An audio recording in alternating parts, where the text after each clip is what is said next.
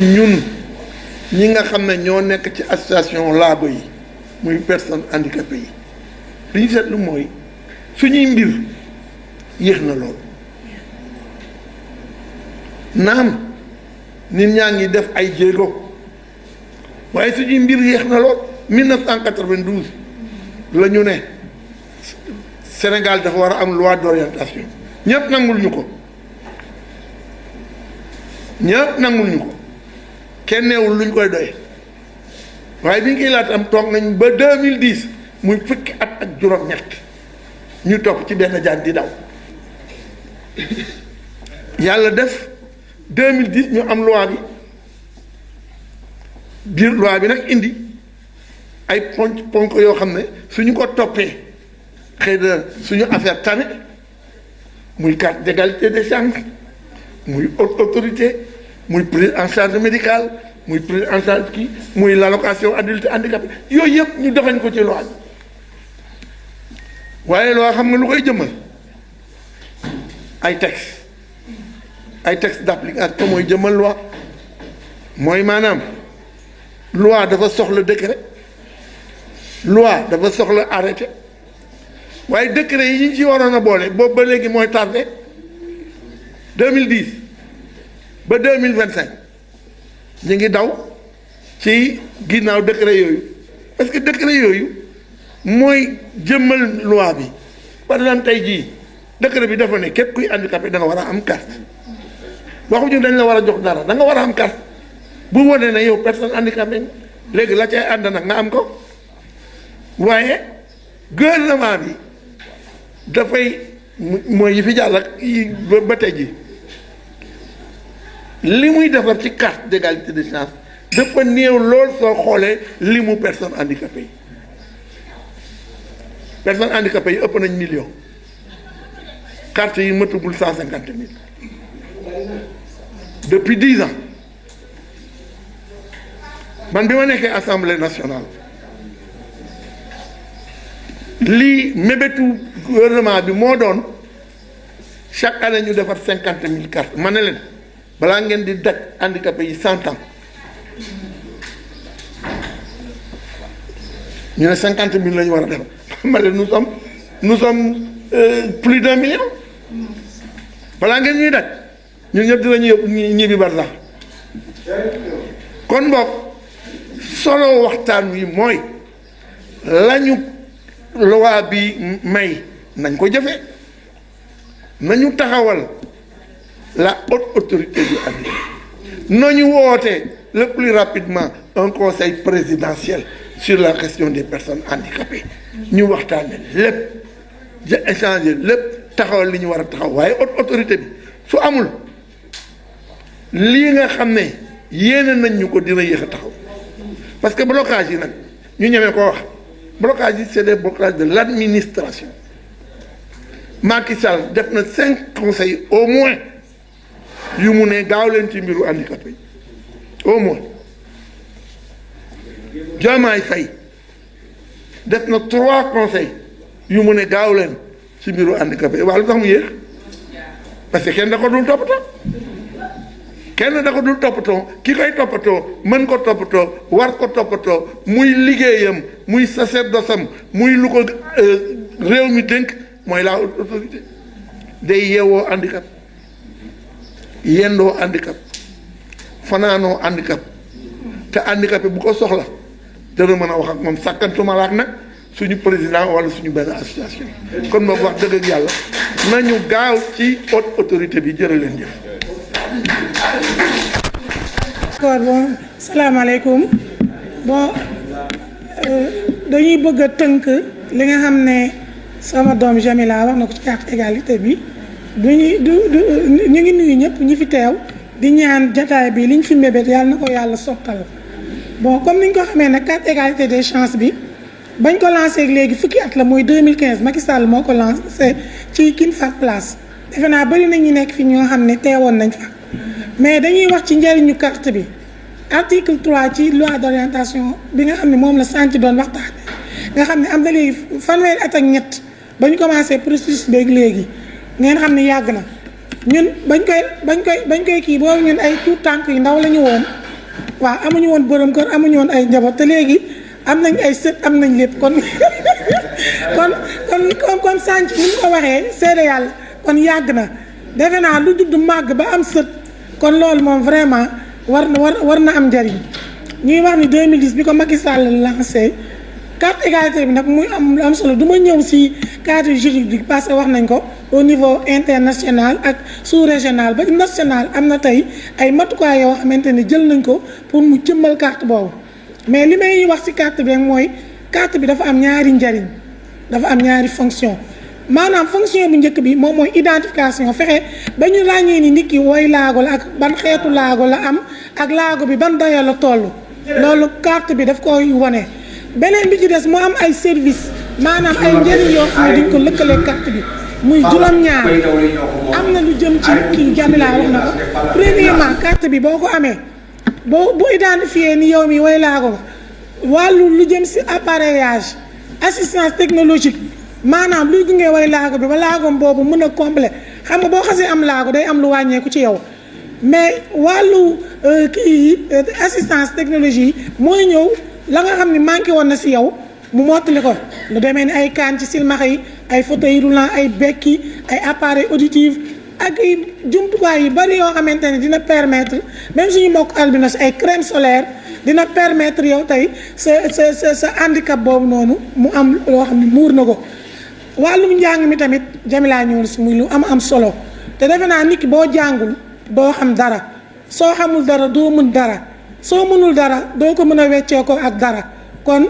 jàng muy lu am solo mu nekk loo xamante ne boo ko amee rek ci àddina mun nga am lu ne waaw leneen li wàllu wér-gu-yaram Jamila ñëw na si lu bëri parce que way laago dañ ko lëkkaleegi wér-gu-yaram xam naa looloo tax sax président ñu dugal ñu ci ministère de la santé foog ni problème mu wér-gu-yaram parce que am na ay jamono approche bi c'était un peu médical ndoon jàppoon ni way laago bi dafa feebar nañ ko faj bu wéree delluwaat ci société bi bu wérul ñu bàyyi ko mu toog noonu seen yoon nekkatu ci waaw ñu dem nag ba nga xamante ne approche bi léegi droit la ñu ne léegi kon way laago bi war na jàngi su jàngee nag war nañu fexe ba jël ay matuwaay ba na mu bëgg a jàngee mu jàngee noonu waaw ñu adapté soxlaa mi ca wàllum njàng ma wàllu transport tamit gis ngeen ko jafe na trop léeg-léeg nga nekk borom beeki taxaw ci tali bi wala yor fauteuil roulant bala nga am oto da ngay am problème te doo mën a dugg ci kaar yu mag yi bus dataay ak dem dikk yi am na yoo xamante ne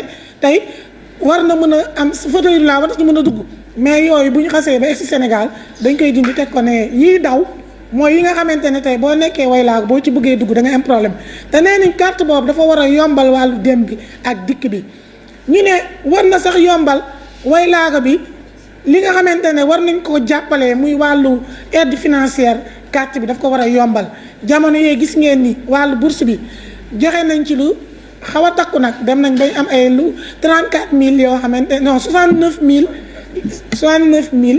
yoo xamante ne ñu ngi leen di jox bourse mais comme ni ko président si loo xamante ne 1,3 million nit lañu gàtt te loolu mooy li gën a gàtt de boo si joxee juróom-benn fukk ak juróom-ñeenti junni bourse ñeneen ñi ci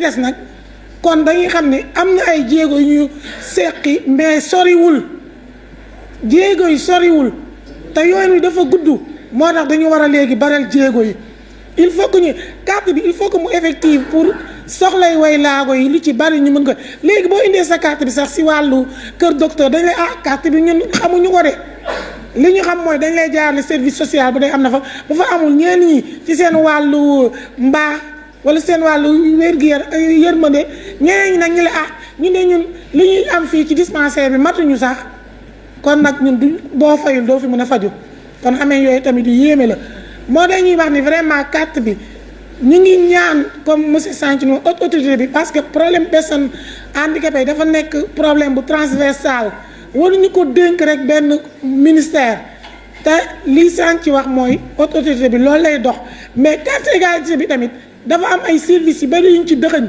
lu mat juróom-ñaar ba jë même dëxëñ nañ ci way laag bi ki ko war a puus wala ki ko war a omat wala bu dee ki nga xam ne du dégg ki ko war a tekkil yooyu yëpp carte bi jël na ko en charge moo tax nag ñu war a baral jéego yi te nag président li mu ko waxee dëgg la tekkaaral bi dafa yàgg ñetti président yi fi jaar Ablaye Wade moom moo adopté loi bi Macky Sall bi mu ñëwee moo njëkk a jël décret yi 2012 bi mu njëkk a jël carte égalité des chances bi ci la bokk waxoon nañ ni at mu ne dinañ def lu mu néewee fukki junni Macky Sall bi mu fi nekkee bi mu fi jógee léegi mu ngi nii fukki at ak ñett gis ngeen tey fi ñu toll ci téeméeri carte ak ñaar fukk ak benn junni ci loo xamante ni 1,3 million 8% sax matu ko kon gis nañ ni ñoom ñi ngi def effort mais effort yi des na te tamit ci ñun la gis nga syndicalistes yi lii ñuy am enseignants yi lii ñuy am ñe dañoo gën a bëri coow rek mais ëpp ñu soxla ñun tamit nañu wane ni am nañ ay soxla te suñu ay soxla tamit dañ ko war a jël en compte ndax bokk nañ ci ñi nga xamante ni dañuy contribuer si argent contribuable dañuy fay ay taxes boo jëndee ci boutique bi sax benn meew am na loo xamante ni day dem si gafagu nguur gi lan moo tax population boo xam ne ëpp nañu 15% tey bu ñu doon séddoo alalu réew mi ay 7 millions 7 milliards bu ñu ko doon séddoo population buñ ni 7% rek nga ñoom 7,3% la ñu wax kon tey bu ñu ko doon séddoo ñun amuñu lu mat lu ëpp 100 milliards te actuellement budget action sociale boo fa demee temps yii ba ñu laajtee 120 millions yoo xamante ne si wàllu subvention yi da cay dem si wàllu appui santé dafay dem appareillage dafay dem leneen dafay dem kon gis ngeen ni nguur gi li mu def dafa néew par rapport ak suñu ay soxla te loolu nag waruñu toog di seetaan ndax li war ñëpp ñu war bu voté jotee dañuy voté te ci bañ gàcce gi est-ce que nañ fa xàmme carte bu am laago ak bu amul laago ñun kuréel gii ñu nekk rek muy 1,3 million nit képp ku ñu voté Sénégal nga gagné kon bu ñu xeeb suñu bopp ndax yàlla xeebuñu merci beaucoup. Donc je vais pas être longue, Président, parce que je pense que tout a été dit. Mais juste, comme l'a très bien dit Honorable Santy Agne, oui. Là, vous m'entendez? Ça va? C'est bon? Là, vous m'entendez? Ouais, kay kon baax na. Non du ma tiit man du ma tiit parce que maa ngi nekk ak samay papa ak samay yaay. waaw donc vraiment comme je l'ai dit tantôt président Thiaré nous on vous félicite seulement donc à chaque fois rek comme on a l'habitude de dire vous intégrez les personnes en situation de handicap et surtout la jeunesse, on est là et merci beaucoup. Donc vraiment, je pense que si on regarde ce que vous faites, on peut être que fier de vous. Donc et là, tout à l'heure, vous avez parlé de la loi d'orientation sociale, la carte d'égalité des chances. Je pense que comme l'a dit Monsieur Santy Agne, honorable, il y a 10 ans que le Sénégal a franchi un pas important vers la promotion des droits des personnes handicapées et en créant avec la loi d'orientation sociale, avec l'article 3 qui est un article très important de la carte d'égalité des chances, car la carte d'égalité des chances est un instrument, vraiment un outil fondamental pour l'inclusion des personnes handicapées à la vie sociale, économique, culturelle. Donc vraiment, quand on part du contexte juridique national, régional et international, la carte d'égalité des chances s'inscrit dans une architecture juridique plus large. Au niveau international, aujourd'hui, le Sénégal est État partie de la Convention des Nations Unies relative aux droits des personnes handicapées, la CDPH, qui affirme dans ses articles 19, 24, 25, 28 et 27 le droit des personnes handicapées à la santé. Car quand on parle de personnes handicapées directement, déjà, nous sommes alliés, notre ministère de tutelle, c'est le ministère de la Santé et de l'Action sociale. Donc, santé, éducation. Aujourd'hui, le président, c'est une autorité. Quand on veut parler de handicap, vraiment, l'éducation doit être l'accent qui doit comment on le dit, précis. L'éducation. Oui, l'accent doit être mis sur l'éducation, n'est-ce pas? Et aussi l'éducation, donc l'emploi. Parce que quand on est bien éduqué, quand on a une très bonne éducation, on doit aller directement à l'emploi. Et aussi à la vie autonome et à la protection. La carte garantit toutes ces choses-là.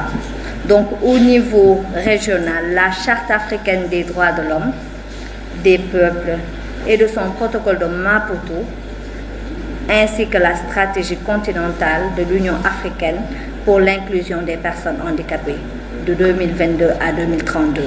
Donc le Sénégal fait partie de ça. Et là, je pense que par rapport à la loi d'orientation sociale et surtout par rapport à la carte d'égalité des chances, le Sénégal est tenu de ratifier ça et surtout, de mettre l'accent vraiment sur tous les articles qui sont dans la loi d'orientation sociale. Au niveau national, ici au Sénégal, la carte d'égalité et de chance est un droit reconnu par les personnes handicapées. Donc, la carte d'égalité et de chance est comme un Sénégalais qui n'a pas une carte d'identité nationale. Donc, ça nous identifie. Car, déjà, et aussi, avec la carte d'égalité des chances, il y a l'accès aux soins de santé. Quand on parle handicap, directement c'est rattaché à la santé. Il y a ici au Sénégal la couverture maladie universelle et la réadaptation et l'appareillage. Donc tout ça, c'est des problématiques de santé. Et l'éducation, toujours ça revient. Les personnes handicapées ont besoin d'avoir une éducation de qualité. Et aussi l'éducation, la formation, l'emploi, la carte égalité des chances aussi permet à la personne handicapée de vaquer à ses occupations, l'accès au transport. Je dirais bien pas les taxis, hein, le transport étatique, qui sont les bus. Et aussi, il y a une allocation, l'aide financière directe, la bourse familiale. Et maintenant, comme l'a dit Honorable Santy Hadj, depuis 10 ans jusqu'à présent, donc depuis 2015, il y a 121 000 cartes qui ont été distribuées selon les données statistiques. Cela constitue des progrès, effectivement, mais selon l'Agence nationale des statistiques et de la démographie, ANSD, le Sénégal compte environ 1 300 000 personnes handicapées. Donc, si vous comparez 1 300 000 personnes handicapées et qu'il n'y a que 121 000 cartes qui ont été distribuées aux personnes handicapées, il y a beaucoup de choses qui restent, hein? Même pas la moitié. Oui, même pas la moitié. Donc il y a des défis majeurs qu'on doit relever. Donc il y a des avancées, certes, mais jusqu'à présent les défis persistent. Déjà la généralisation de la carte d'égalité des chances pour toutes les personnes handicapées. Parce que la carte doit être accessible pour toutes les personnes handicapées. Le recensement incomplet des personnes handicapées, aujourd'hui, même si le président Diomaye, ou bien, même s'il veut faire beaucoup de choses, mais on n'a pas les statistiques normales. 121 000, 1 million jusqu'à 121 000, c'est grave. L'heure est grave. Donc, Ou bien c'est pas grave, Si, c'est même pas la moitié. 8%. Même, C'est 8%. c'est 8%, donc même pas la moitié. Encore ça 10. Quand l'heure est grave. Donc l'accès au service. L'accès inégal au service. La carte ne garantit pas presque tous les services sanitaires. Non. L'insuffisance aussi du financier public pour rendre effectif le droit des personnes handicapées. Le déficit de sensibilisation au niveau communautaire, ce qui freine la demande et l'utilisation effective de la carte. Les recommandations, ce qu'on veut. Donc, déjà à l'occasion des 10 ans de la carte, nous devons avoir un recensement national inclusif pour toutes les personnes handicapées avec les organisations représentatives qui sont la FESAF, les associations et une interconnexion entre la base de données, les titulaires de la carte, les secteurs concernés, santé, éducation, transport et emploi. Renforcer aussi les ressources financières et humaines. Intégrer la carte dans les systèmes de protection sociale universelle, y compris les politiques de santé communautaire. La carte est professionnelle. La formation, autant pour moi, la formation professionnelle, le développement local. Donc ça, c'est au niveau communautaire. Impliquer davantage les collectivités territoriales, les partenaires techniques et financiers, ainsi que les organisations de personnes handicapées dans la gestion et le suivi de la carte. En conclusion, nous, ce qu'on veut, que la carte d'égalité des chances déjà est un instrument puissant de justice sociale, mais sa portée réelle dépend de notre engagement collectif à la rendre accessible, donc pleinement fonctionnelle, opérationnelle. Et maintenant, le moment est venu de passer à la renaissance juridique, à l'effectivité des droits, conformément aux engagements nationaux, régionaux et internationaux. Je pense que, comme l'a dit très bien Honorable Santé, on a besoin de ça. Chaque jour, ça c'est très bien. Chaque jour, les autorités en parlent. Mais est-ce qu'il y a cette effectivité? On a besoin que la carte soit effective. On a besoin que toute personne handicapée ait la carte. Ça c'est très normal. Et surtout, que tout soit effectif. Tout ce qui est sur la carte soit effectif. Je pense. C'est bon. Ça va. Merci. C'est bon. Chers membres de la Fédération sénégalaise des associations de personnes handicapées, tout type de déficience confondue. Ce vendredi 8 août 2025, la Fédération sénégalaise des associations de personnes handicapées a convié la presse pour échanger sur l'application de la loi d'orientation sociale. Mais comme vous le savez, la loi d'orientation sociale est très vaste. C'est la raison pour laquelle nous avons ciblé 2 points essentiels, en tout cas pour nous. Le premier, c'est l'article 48 relatif à la mise en place de la haute autorité. Le deuxième point, c'est l'article 3 relatif à la protection sociale et à la carte d'égalité des chances. La raison pour laquelle nous avons convié la presse, au moins, sont de 2 natures. La première raison, c'est comme vous le constatez, le président de la République est revenu à plusieurs reprises sur la nécessité de renforcer et d'améliorer la prise en compte des personnes handicapées au Sénégal. Et pour évidence, le 9 octobre 2024, en Conseil des ministres, le président de la République a rappelé la nécessité de revoir le ciblage au niveau du RNU, le registre national unique, et de l'élargir aux couches les plus vulnérables, en particulier les personnes handicapées. Le 27 novembre 2024, le président de la République est revenu pour marteler la prépondérance de la place des personnes handicapées dans les politiques d'équité et de protection sociale.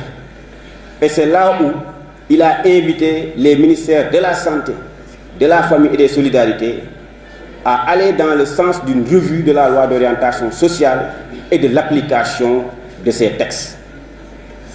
Tout dernièrement, le 25 juin 2025, le président de la République est revenu pour adresser cette question importante pour nous, la mise en œuvre ou l'application de la loi d'orientation sociale. C'est la raison pour laquelle donc nous vous avons conviés ici pour échanger sur ces deux points essentiels. Sans plus tarder, vous verrez en bouclant certains aspects de la fédération. Vous avez la possibilité de visualiser pour ceux qui voient.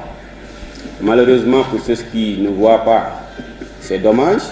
Ce n'est pas inclusif, mais nous préparons, ça juste un draft, nous préparons donc des vidéos, des capsules, d'accord?